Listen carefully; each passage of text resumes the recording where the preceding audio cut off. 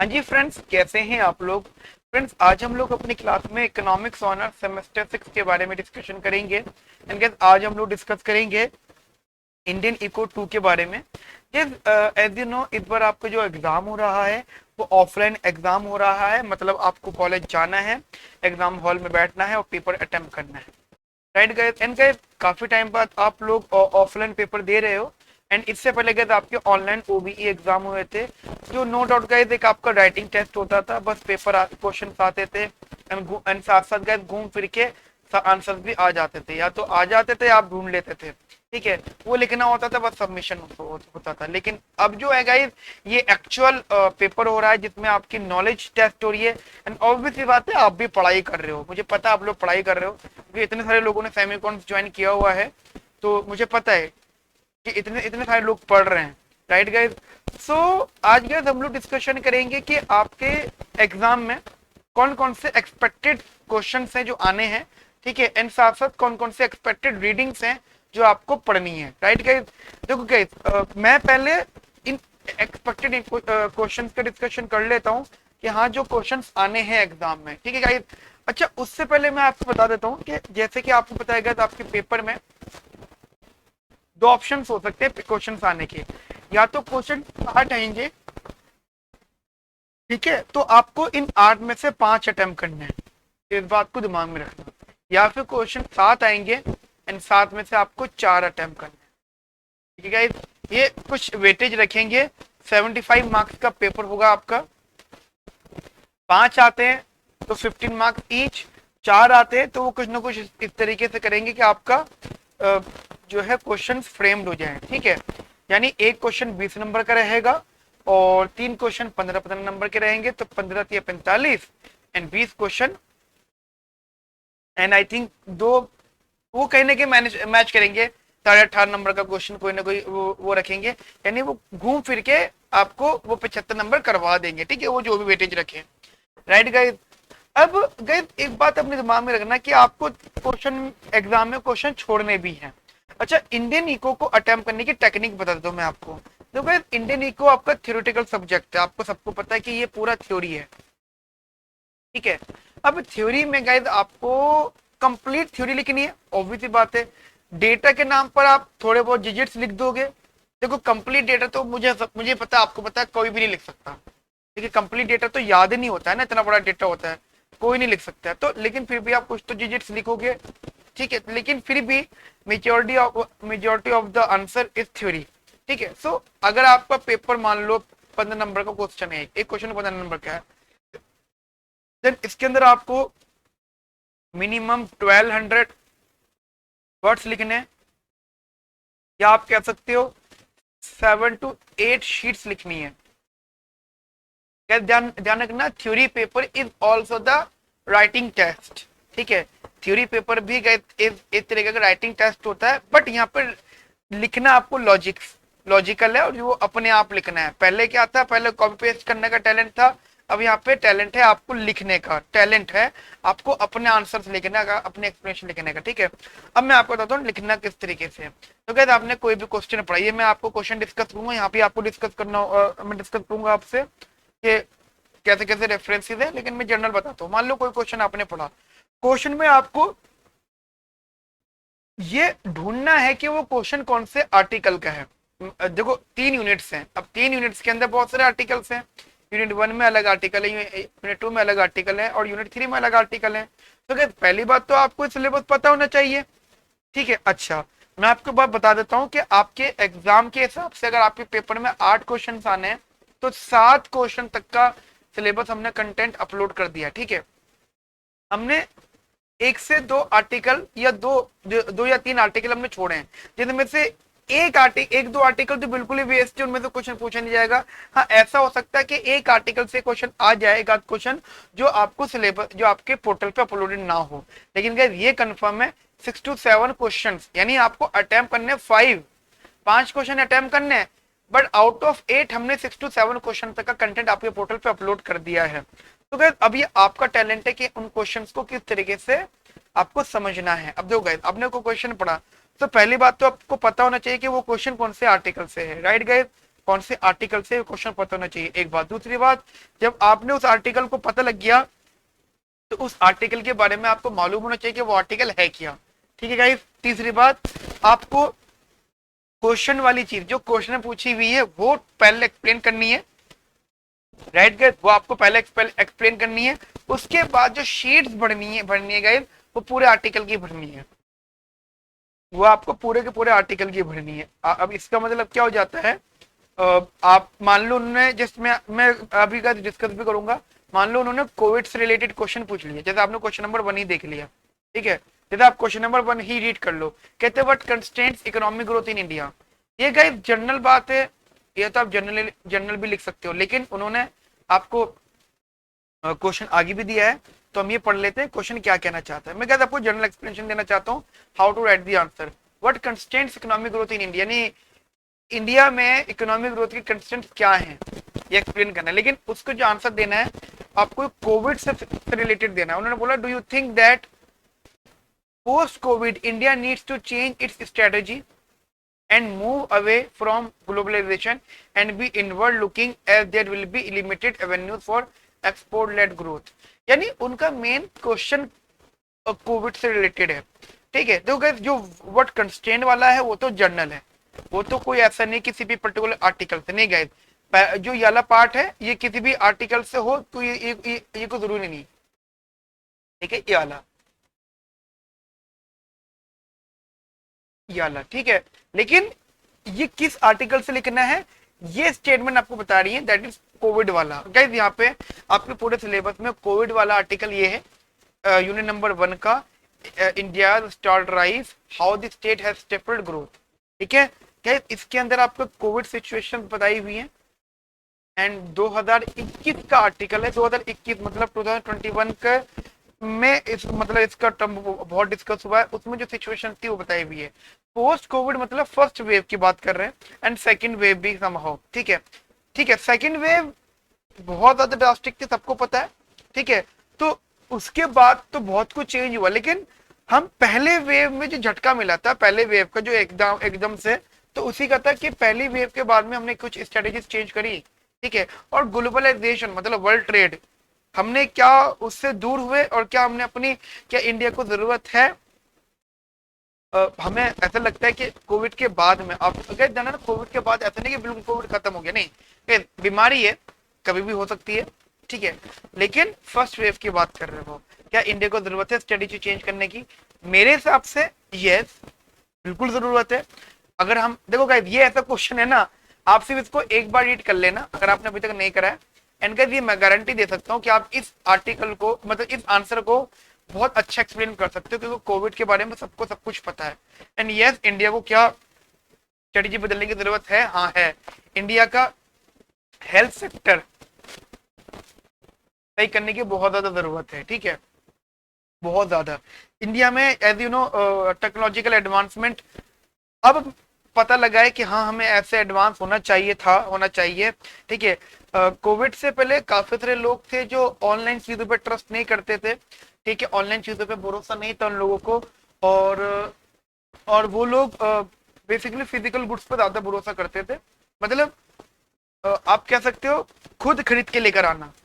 लेकिन after Covid लोगों ने 90% लोगों ने होम डिलीवरी कराई, चीजों को घर बुलाया, चीजों को घर मंगाया, ठीक है, एंड कैशलेस इकोनॉमी की तरफ और गए लोग।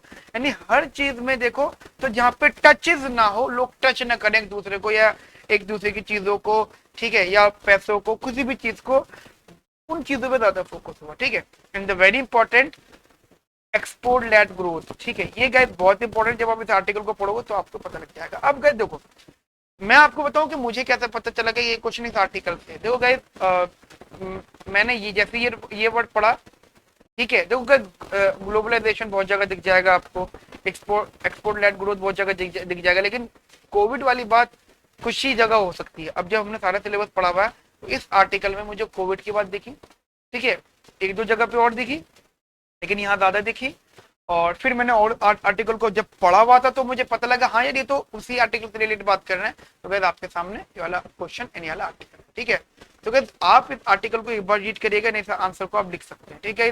15 नंबर का क्वेश्चन आता है तो आपको 7 से 8 शीट भरनी है, इन केस अगर नंबर्स बढ़ते हैं, वेटेज बढ़ती है, तो फिर आपको क्या 1500 वर्ड्स लिखने और 9 से 10 शीट्स लिखनी है, ठीक है। तो इस चीज को आप अपने दिमाग में रखिएगा। एक ये क्वेश्चन था गाइस। टोटल मैंने आपको यहाँ पे 14 क्वेश्चन दिए हैं, आप देख पा रहे होंगे 14 क्वेश्चन दिए हैं। एंड 14 क्वेश्चन में से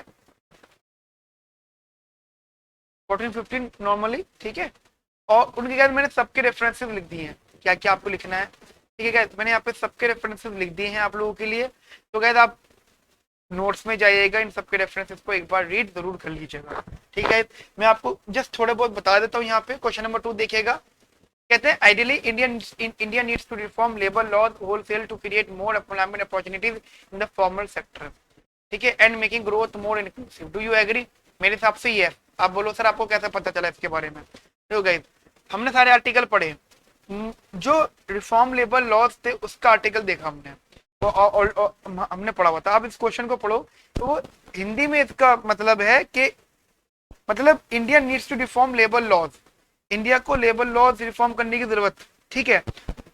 और इसमें क्या reason? To create more employment opportunities in the formal sector. अब यह जैसे बात आई ना, वहां मुझे बिल्कुल 100% श्योरिटी हो गई कि ये कहना चाहते हैं कि हमारी इकोनॉमी के अंदर एम्प्लॉयमेंट जो है, मतलब पॉपुलेशन जो है, उनमें जो एम्प्लॉई है, जो काम करना चाहते हैं वो, ठीक है, एम्प्लॉयमेंट है, वो इनफॉर्मल में ज्यादा है, फॉर्मल में कम है।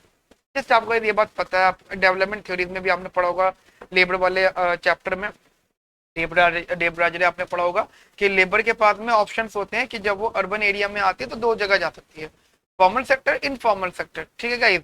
तो फॉर्मल सेक्टर तो वो हो गया गवर्नमेंट इंस्टीट्यूशन या फिर वो जो अच्छे खासे अच्छे होते हैं, ठीक है। प्राइवेट भी है तो हर फैसिलिटीज के बाद जहाँ पे हाईली रेगुलेटेशन मतलब जो हाईली रेगुलेटेड होता है वो होता है फॉर्मल सेक्टर। और इनफॉर्मल सेक्टर वो जो उल्टा होता है, जहाँ पे कोई पेंशन नहीं, सैलरी कम, एक्सप्लोटेशन ज्यादा, जॉब सिक्योरिटी नहीं, कुछ भी नहीं। तो वहां पे लोग ज्यादा इनफॉर्मल सेक्टर में, फॉर्मल सेक्टर में कम है।